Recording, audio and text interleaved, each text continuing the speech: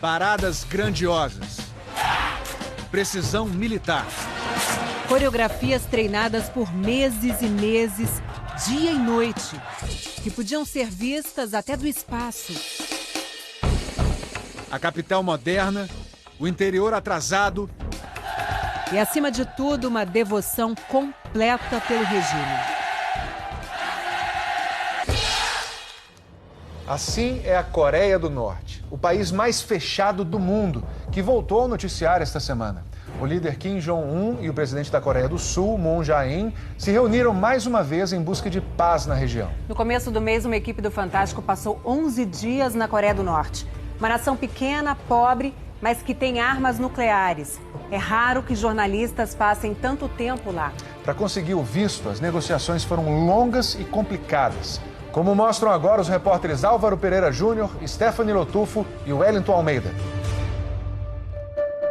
Dia 2 de março de 2018. Procuramos a Embaixada da Coreia do Norte em Brasília para uma reportagem sobre um passaporte brasileiro emitido misteriosamente em nome do líder Kim Jong-un. Eu não vou falar sobre isso aqui.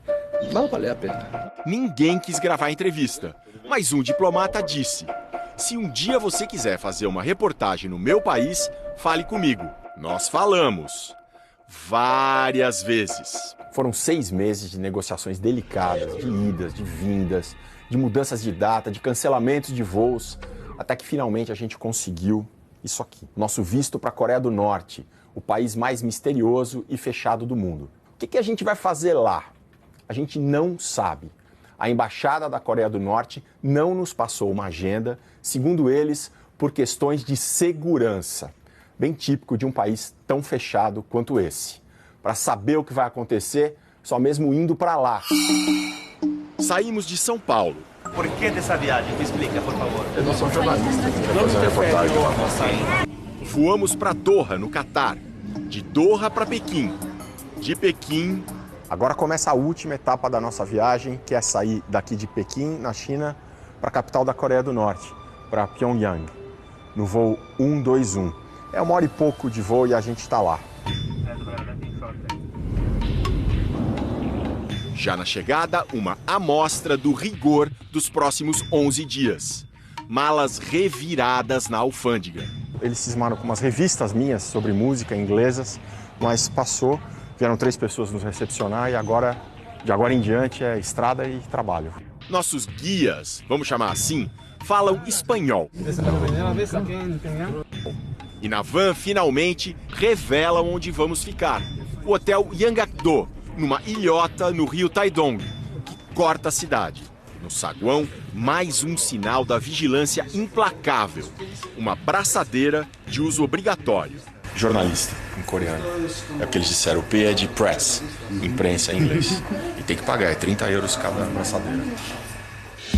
Próximo passo, aprender as regras para jornalistas estrangeiros. Artigo 25. Proibido cometer atos que distorçam a realidade do país e que violem a estabilidade e os interesses da sociedade. E o Código Penal, no artigo 62, ameaça. Pessoas que cometerem atos de propaganda contra o Estado receberão pena de 5 a 10 anos de reeducação pelo trabalho. How I have made the worst mistake of my life. Alguém que supostamente desrespeitou as regras foi o turista americano Otto Warmbier.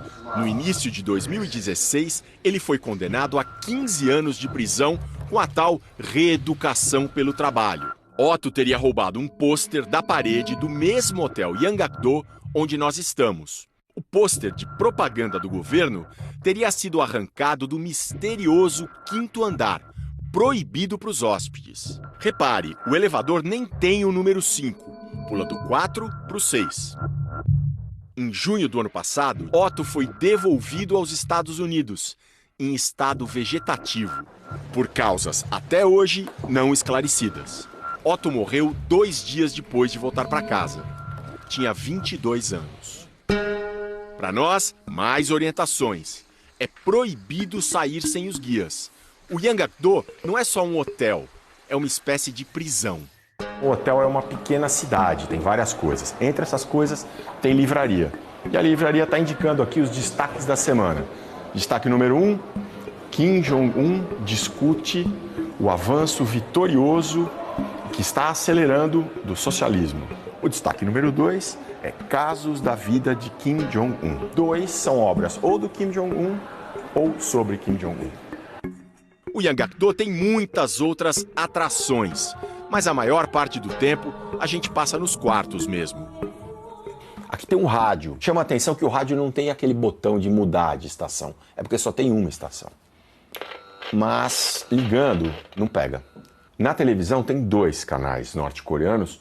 Os 2 passam a mesma programação. Programas que incentivam as pessoas a trabalhar bastante e também tem muito programa a favor do grande líder, a favor do governo. É isso o dia inteiro. Quando saímos, os guias só entregam a programação em cima da hora, ou às vezes nem isso. 8h15 da manhã, até agora a gente não sabe o que a gente vai fazer. Somos levados para conhecer Pyongyang, seu Arco do Triunfo, suas torres.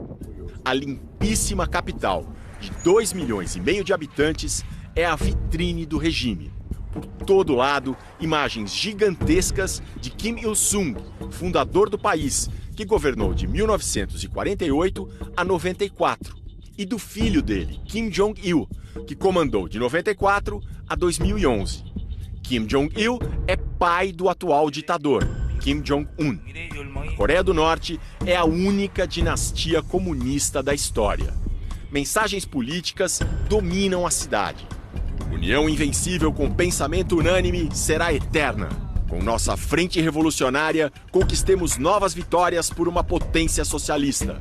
Seguimos o Marechal até o fim dos céus e da terra. Marechal é um título pelo qual Kim Jong-un também é conhecido.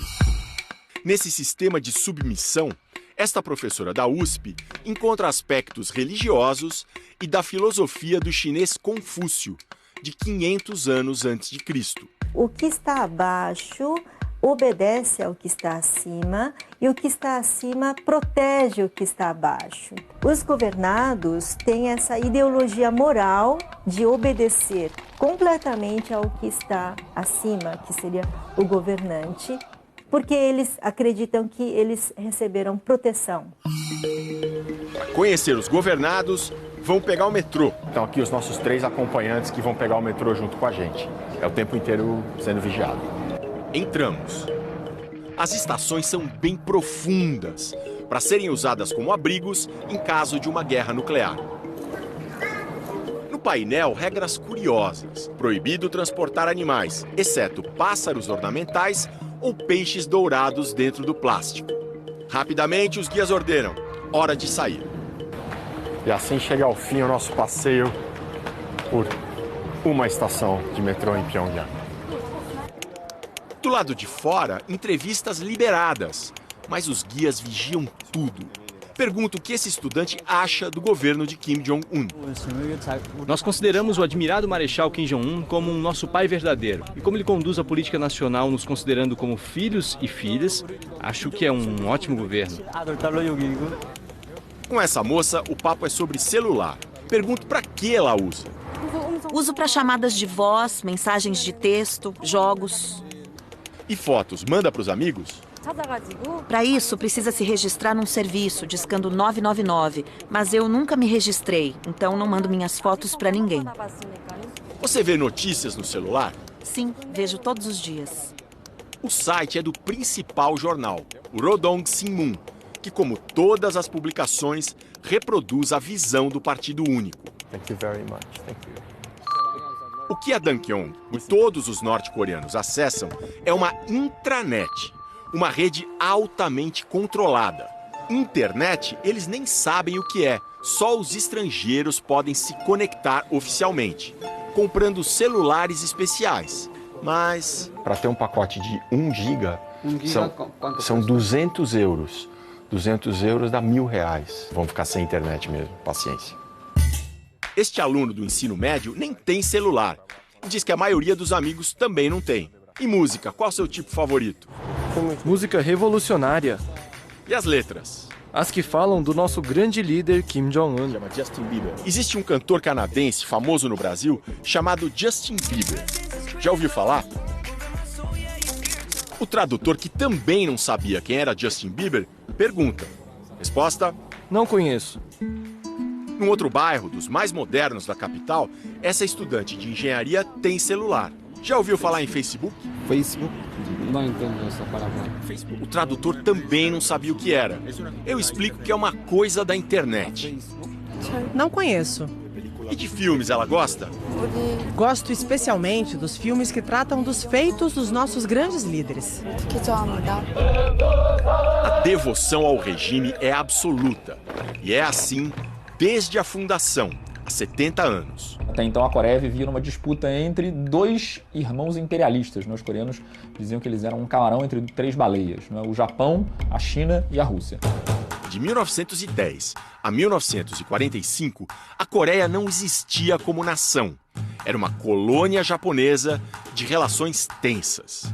Em 1948, com o fim da Segunda Guerra Mundial e o Japão rendido, a Coreia foi separada em duas. A do Norte, comunista, controlada pela então União Soviética, e a do Sul, capitalista, pelos Estados Unidos. A linha divisória era, e é, o Paralelo 38. Duas superpotências decidem fazer isso. Com base no paralelo, simplesmente metade do Norte é minha, metade do Sul é sua. Em setembro de 1950, a Coreia do Norte, sob o comando de Kim Il-sung, invadiu o Sul. Os Estados Unidos conseguiram autorização da ONU para um contra-ataque devastador. Foram quase 3 milhões de mortos, até um cessar-fogo em julho de 53. Nunca se assinou um acordo de paz. É como se o país vivesse em guerra até hoje. O regime se aproveita da situação para estimular o fanatismo patriótico, que aparece com toda a força nas épocas de festa. E esta é uma época de festa e de tensão. Tá rolando uma correria aqui, a gente chegou de uma visita a uma fazenda, a gente pensou que ia jantar, dormir, mas nada disso. Disseram, vocês têm 10 minutos para descer, trazer todo o equipamento que vai passar por uma inspeção. E não dizem mais nada. Depois da inspeção, de horas, os guias mandam entrar correndo no ônibus. Passamos 2 horas na fila, de repente foi uma correria insana, agora estamos indo para esse evento. Ninguém sabe o que é. Era um luxuoso musical de louvor ao regime socialista. Noite de 8 de setembro. As grandes festas estavam só começando.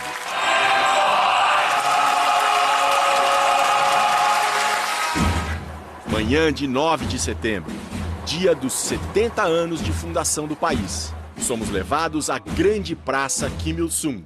Tudo pronto para parada civil e militar. A praça toda está em silêncio à espera da chegada do líder Kim Jong-un. Até que o líder Kim Jong-un chega ao balcão para acompanhar as festas dos 70 anos da República Democrática Popular da Coreia, o nome oficial do país. A grande expectativa é pela parte militar do desfile. O chão treme.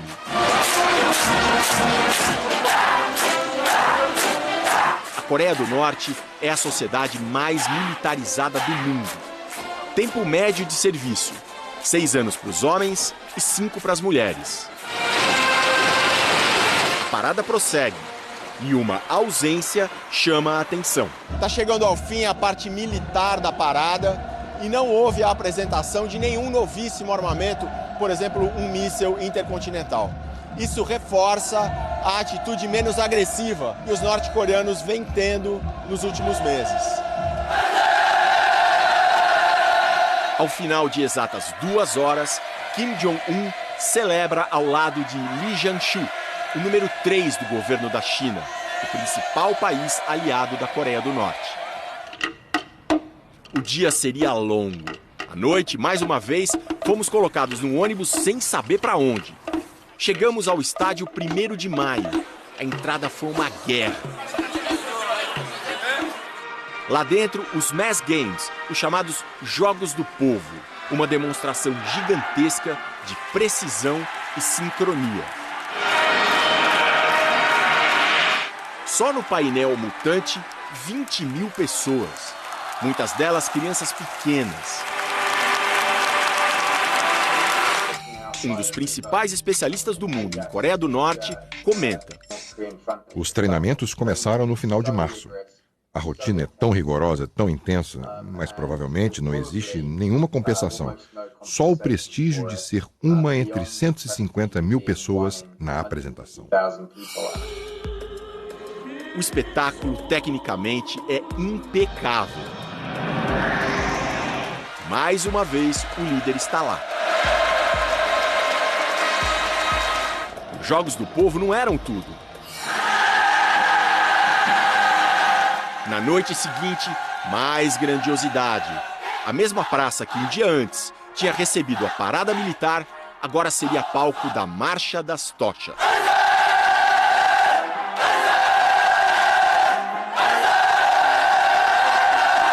Dezenas de milhares de estudantes de ensino médio superior demonstram com unidade matemática seu fervor pela dinastia Kim.